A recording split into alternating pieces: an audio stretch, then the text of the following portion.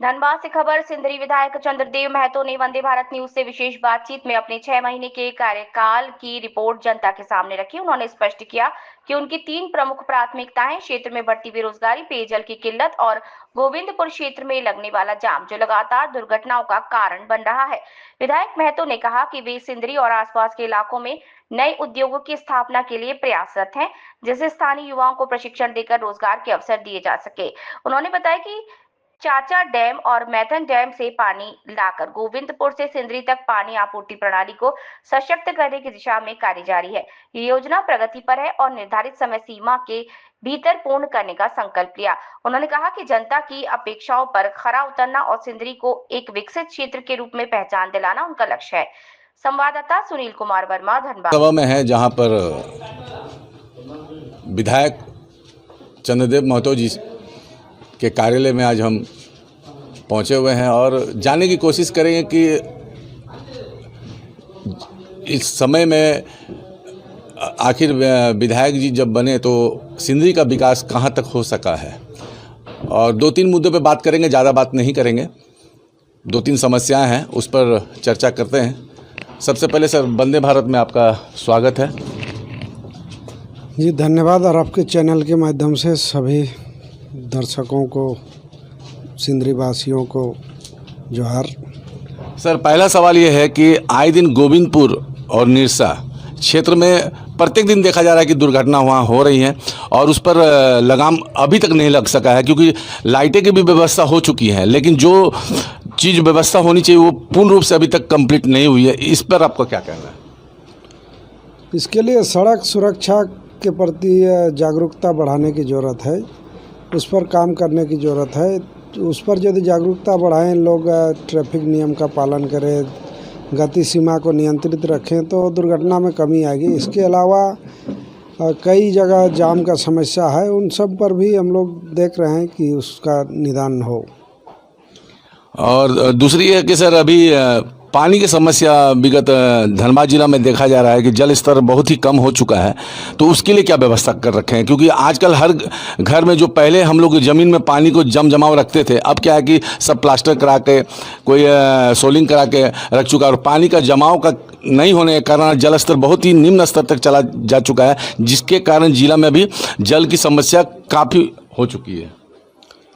इसका समाधान के लिए जल संचय क्षेत्र का विस्तार होना जरूरी है, उसको बढ़ावा मिलना चाहिए। और विशेष करके धनबाद कोयलांचल का ये है, यहाँ उत्खनन से भी जल स्तर नीचे जा रहा है, तो उत्खनन करने वाले कंपनियों को भी इस दिशा में काम करने की जिम्मेवारी लेने की ज़रूरत है। वो CSR का पैसा इस पर ज़्यादा उनको फोकस करना चाहिए कि जल स्तर को कैसे मेंटेन रखे, जल संचय क्षेत्र कैसे बढ़ाए। ज़रूरत हो को तो एक नया डैम यहाँ बना ताकि जल स्तर को मेंटेन रखे। गांव घर में जो जल संचय क्षेत्र थे, ज़्यादातर रहती हैं तालाब, ये सब, तो उनको भी मरम्मती, खुदाई, ये सब प्रावधान CSR का ही में होना चाहिए, ताकि जल संचय का ही बढ़े और लोगों को पानी मिल सके, जल मिल सके। कहीं ना कहीं आपको नहीं लग रहा है सर कि आज जो भी डेवलपमेंट का काम हो रहा है उसमें पेड़ पौधे ज़्यादा कट रहे हैं, लेकिन NH पे जो भी कार्य हुआ है उस पर एक पेड़ कटने पे कम से कम 10 पेड़ उनको लगाना था, लेकिन ऐसा नहीं हो पा रहा है, तो इस पर आपका क्या कहना है?